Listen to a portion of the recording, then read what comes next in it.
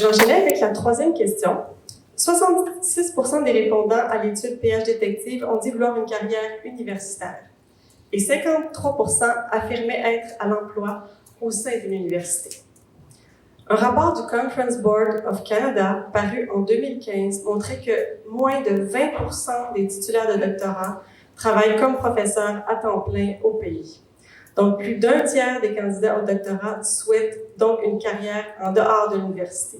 Est-ce que c'est quelque chose de souhaitable pour vous, que quelqu'un souhaite qu'un doctorat qui se dirige vers une carrière qui est non académique? Et là, j'espère que ça ne va pas être non la réponse.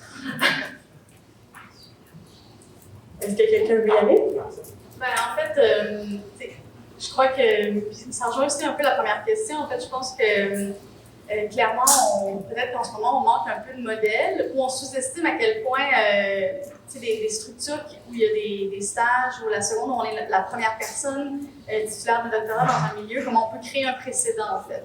Je crois qu'il y a quand même un nombre croissant de personnes qui vont, avec un doctorat, qui vont œuvrer dans des contextes qui sont hors milieu universitaire. Et donc, à chaque fois, il y a comme un précédent qui se crée. Peut-être que ces modèles-là ne rayonnent pas suffisamment, surtout en sciences sociales, de manière à ce que les personnes en cours de doctorat puissent rêver d'une carrière hors milieu académique et que ce ne soit pas un plan B, finalement, que ce soit une carrière souhaitable. Parce qu'après ça, je dirais que, puis là, pour avoir travaillé dans le milieu de l'économie sociale et solidaire dans les 4 dernières années, en fait, ce que j'ai vu, c'est que les titulaires de doctorat peuvent être particulièrement pertinents pour résoudre des problèmes sociaux complexes, pour gérer des projets, les amener plus loin, amener des dimensions, par exemple, je dirais, une dynamique ou des processus de recherche-développement continu, ce qui est très, très valorisé en ce moment. Donc, oui. L'entrepreneuriat est très valorisé. Et puis, dans le fond, à travers un doctorat, on acquiert beaucoup de compétences qui sont en lien avec le démarrage d'une entreprise et mener un projet jusqu'au bout. Là. Ah oui. Ce que je voulais dire en effet, c'est que ce que révèlent ces chiffres, c'est que la grande majorité des doctorants vont réaliser à un moment ou à un autre, et souvent c'est tard, dans leur cheminement, que finalement, ce pourquoi ils avaient commencé un doctorat, c'est-à-dire travailler à l'université comme professeur, ne va pas être la réalité de leur vie, et donc il y a une sorte de désenchantement qui va être plus ou moins prononcé et plus ou moins aigu chez les étudiants. Et c'est ce que je voulais dire tout à l'heure, c'est-à-dire qu'on assiste aujourd'hui, comme beaucoup, pas seulement dans le doctorat, mais à l'université en général, à une prise de conscience de problèmes de santé mentale et de mal-être des étudiants et des jeunes par rapport à ce qu'ils sont en train de se former, enfin ce pourquoi ils sont en train de se former.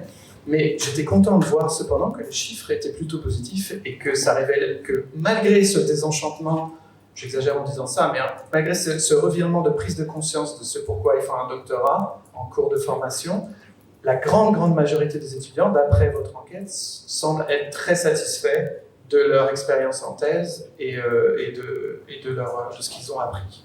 Donc ça, c'est quelque chose qui m'intéresse et qui m'interpelle. J'aimerais comprendre un petit peu mieux ça.